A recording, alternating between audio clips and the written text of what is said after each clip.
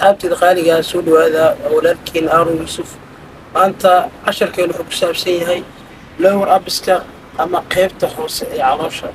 Waxaa ogahay dhalinyaro badanaa calooshooda qaybta kore ka dhamaatay, marka casharada lagu jaro qaybta hoose ama lower abiska maanta casharkeen intaas ku saabsan yahay.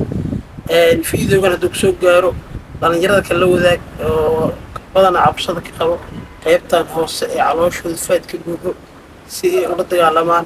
casharkaana waa imaan fici doon insha allah. qaababka u fiican ee lower abiska ama qaybta hoose ee lagu jiro casharkeen maanta la isku saabsan yahay.